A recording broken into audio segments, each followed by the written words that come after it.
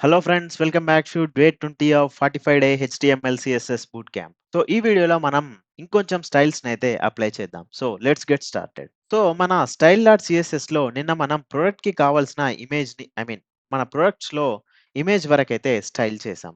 So next మనం ఏం చేద్దామంటే బటన్ అనుకున్నాం కదా! సో బటన్‌కి ఒకసారి స్టైల్స్‌నైతే అప్లై చేద్దాం. బటన్‌కి ఎలాంటి స్టైల్స్ అప్లై చేద్దామంటే ఫస్ట్ మనం ప్రొడక్ట్స్ బటన్ అని చెప్పేసి తీసుకుంటున్నాను. సో, నాకిలా క్లాస్ నేమ్ దాని తర్వాత బటన్ ఇలా మెన్షన్ చేయడం ఇబ్బందవుతుంది అనుకుంటే, జస్ట్ ఇక్కడ మీ బటన్ ఉంది గదా! ఈ బటన్‌కి క్లాస్ నేమ్ ఇచ్చేసి మనం స్టైల్స్‌నైతే అప్లై చేయొచ్చు. మనకి ఉన్న సెలెక్టర్స్‌లో మీకు ఎలాంటి సెలెక్టర్ కావాలంటే, ఆ సెలెక్టర్‌ని యూజ్ చేసి మీరు స్టైల్స్ అప్లై చేయొచ్చు. అందులో ఎలాంటి ఇష్యూ లేదు. సో, నేనేం చేస్తానంటే బ్యాక్‌గ్రౌండ్ కలర్ నా బటన్‌కి బ్యాక్‌గ్రౌండ్ కలర్ నేనైతే ఒక కోడ్ తీసి పెట్టుకున్నాను. మీకు ఏ కలర్ కావాలంటే అది ఇవ్వచ్చు. సో, జస్ట్ గ్రీన్ టైప్‌లో అన్నట్టు ఇది ఇచ్చేసాను. దానికి టెక్స్ట్ ఏం కలర్ రావాలి నా బటన్‌కి అది వైట్. నెక్స్ట్ ప్యాడింగ్ బటన్‌కి కొంచెం ప్యాడింగ్ ఇస్తున్నాను. So, 10 pixel of padding. Next border ఏమన్నా ఇద్దామా? None. No border required. Next cursor. Cursor అంటే ఏంటి? మనం మన మౌస్‌ని బటన్ దగ్గరికి తీసుకెళ్ళినప్పుడు ఎలా అవ్వాలి అని చెప్పి పాయింటర్ ఇస్తాను. సో, సేవ్ చేశాను. ఒకసారి మన బటన్ ఎలా ఎఫెక్ట్ అయిందో ఒకసారి మనం చూద్దాం. సో, చూస్తే నైస్. ఓకే గదా! అండ్ మనం కర్సర్ పాయింటర్ ఇవ్వడం వల్ల దాని దగ్గరికి తీసుకెళ్ళగానే మౌస్ అనేది మనకి పాయింటర్ లాగా చేంజ్ అవుతుంది. సో, మన బటన్‌కి ఓకే. కొంచెం మన స్టైల్‌ని అడ్వాన్స్‌గా తీసుకెళ్ళాలంటే ఏం చేయొచ్చంటే, బటన్ పైన హోవర్ అయినప్పుడు దాని కలర్ ఏమైనా చేంజ్ చేద్దామా అనేది కూడా మనం చేంజ్ చేయొచ్చు.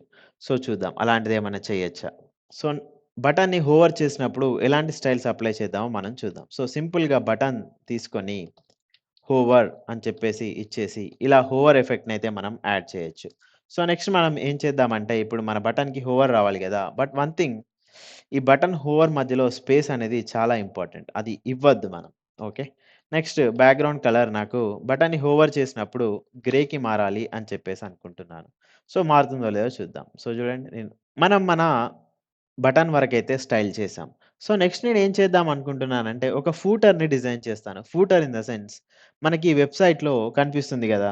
కాపీరైట్, ఆల్ రైట్స్ రిజర్వ్డ్ అని చెప్పేసి. అలాంటి ఒక ఫూటర్‌నయితే మనం డిజైన్ చేద్దాం. సో, దాన్ని ఎలా డిజైన్ చేద్దామో మనం ఇప్పుడు చూద్దాం. సో, నేనిక్కడ ఫూటర్ అని చెప్పేసి తీసుకొని యాక్చువల్‌గా ఈ వెబ్‌సైట్‌లో నేను బాడీని ఇవ్వడం యాడ్ చేయకుండా డైరెక్ట్ కోడ్ అయితే రాసాను. బట్ వర్క్ అవుతది. మనకి హెచ్‌టీఎంఎల్‌లో ఉండే అడ్వాంటేజే ఇది. మనకి ఎర్రర్స్ ఏమున్నా గూడా మన కోడ్ ఎగ్జిక్యూట్ అవుతుంది.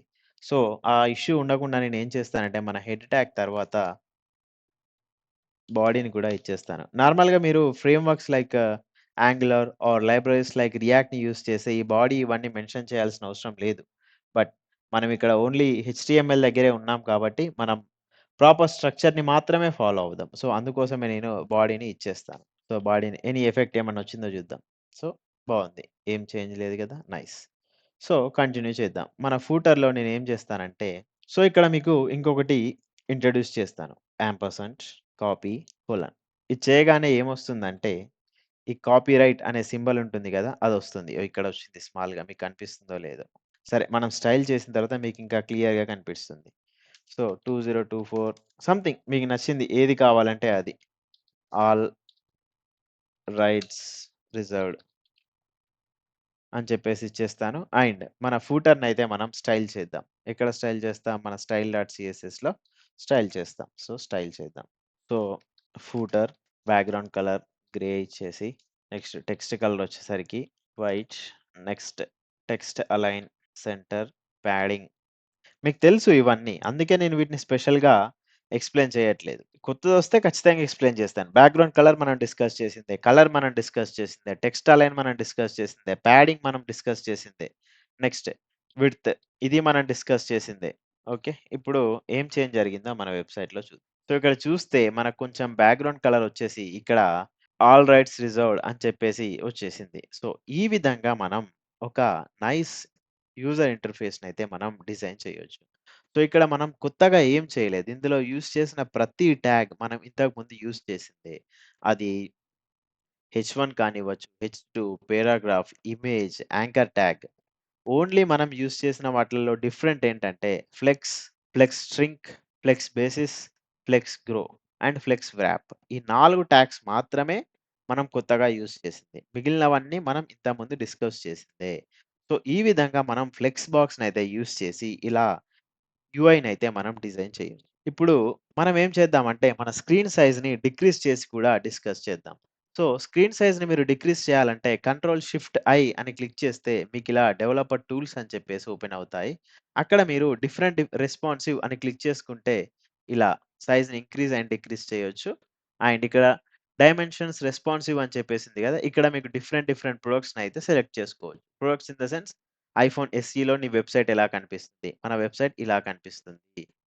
సామ్‌సంగ్ గెలాక్సీ ఎస్8 ఆ డివైస్‌లో ఇలా కనిపిస్తుంది. అంటే మనం సెలెక్ట్ చేసుకున్న ఏ డివైస్‌లో అయినా ఇమేజెస్ అనేవి ఓవర్‌ఫ్లో అవ్వకుండా నైస్‌గా కనిపించాలి. దానికి మీడియా క్వెరీస్, రెస్పాన్సివ్ డిజైన్ ఇంకా చాలా ఉంటాయి. బట్ ఫ్లెక్స్ బాక్స్‌ని యూజ్ చేసి మాక్సిమం వరకు మనం ఎలా తీసుకురావచ్చో అలా తీసుకురావాలి అన్నట్టు. సో, మీడియా క్వెరీస్ యూజ్ చేసి దాన్ని ఇంకా నెక్స్ట్ లెవెల్‌కి మనం తీసుకెళ్ళొచ్చు. సో, ఇప్పుడు మనం మీడియా క్వెరీస్ యూజ్ చేయకున్నప్పటికీ మన వెబ్‌సైట్ వచ్చేసరికి ఈ డిఫరెంట్ డిఫరెంట్ డివైసెస్‌లలో చాలా బాగా కనిపిస్తుంది. సో, ఈ విధంగా మనం ఫ్లెక్స్ బాక్స్‌నయితే యూజ్ చేయొచ్చు. నెక్స్ట్ మనకి గ్రిడ్ సిస్టమ్ అని చెప్పేసి ఉంటుంది. దాన్ని మనం డిస్కస్ చేద్దాం. సో, ఇది ఫ్రెండ్స్ ఫ్లెక్స్ బాక్స్‌కి సంబంధించి full details and small UI design చేసాం. సో, ఈ వీడియో గనుక మీకు నచ్చిందనుకుంటున్నాను. ఈ వీడియో నచ్చితే లైక్ చేయండి. అండ్ నెక్స్ట్ వీడియో కోసం మన ఛానెల్‌ని సబ్స్క్రైబ్ చేసుకోండి. Thank you for watching. By by now.